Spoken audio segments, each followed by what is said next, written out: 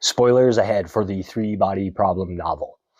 In today's three-body problem video, I'm going to briefly discuss the concept of pan-species communism, which is first introduced in the first book of the trilogy.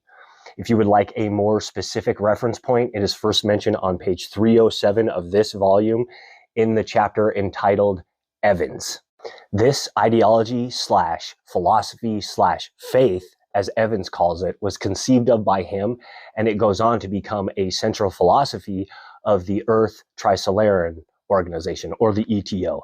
Also, I'll be referring to Pan-Species Communism as PSC, just for convenience. All right, so given that this idea isn't fleshed out much beyond Evans's assertion that all lives are equal and that pan-species communism is a natural continuation of the Universal Declaration of Human Rights, I thought I would just add a little more substance and context to this concept. In simple terms, pan-species communism, or PSC, asserts ethical equality among life forms.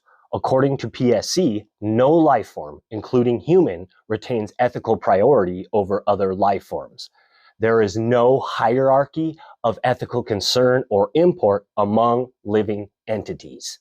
A living plant is just as worthy of life and respect as a person. Now, an obvious implication of PSC is the belief in the inviolability of all life forms. Underlying PSC is an obligation to minimize harm to life. There is a common duty among life forms not to harm one another. If something is alive, its life is inalienable. Now, this evocation of rights theory calls to mind, at least for me, the normative ethical theory of Immanuel Kant. Now, to be as succinct as possible, at the heart of PSC lies the same ethical sentiment that lies at the foundation of Kantian ethics, namely a belief in life's inviolability. Every life form has an inalienable right to exist and likewise has a duty to coexist with other life forms without harming them. And this is by virtue of a universalized moral standard of inviolability, which is very Kantian. Now, as a counter-argument to PSC, Yewanjia mentions plant life and how it is clearly treated as less worthy of ethical consideration than humans, given harvests and deforestation and the fact that consuming vegetables and being a vegetarian is more ethical than meat consumption. Evans replies by stating that slave owners had a very similar sentiment about the people they enslaved. Slave owners regarded enslaved people as less than. Enslaved people did not enjoy the status of inviolability. Essentially, with PSC, what Evans is advocating for is a radical universalization of the inviolability of Kantian ethics, where this inviolability extends beyond people to all living things.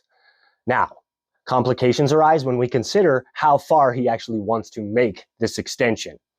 For instance, according to the logic of PSC, would I need to give the same ethical consideration to a bacterium as I do a person? When I use soap to kill germs and bacteria, am I committing mass murder? When people eat plants, are they eating life forms that cannot run away or defend themselves? Okay, maybe now I'm getting a little absurd, but maybe not. Determining what does and does not qualify as a life form would be an obligation for this ideology, but I digress. Speaking generally, I think Evans has some very valid points and perspectives, especially under a Kantian lens. However, in the end, the dark forest model of the universe complicates matters significantly. The dark forest universe seems to operate purely on consequentialist and survivalist grounds. Other life forms are not to be respected and preserved, but rather feared and eliminated. The law of inviolability disappears in a dark forest model of the universe faster and more thoroughly than a black domain star system. It is replaced by a law of survival. Self-preservation becomes tantamount. Or does it? Does the survivalism of the dark forest negate the fact that harming any life forms is wrong? Does PSC remain ethically correct while being an impossibility in this hostile universe? In conclusion, I hold PSC to be a perspective inspired by Kantian ethics, and I think it raises some valid ethical points. However, in a dark forest universe, those Kantian ethics must be ignored in the name of survival and may even be regarded as a liability. Or maybe a better way to look at it is that the dark forest model demonstrates that all life forms that obey its mandates of survival are unethical. Perhaps the dark forest model universe demands unethical behavior for survival. I guess that's for each of us to decide.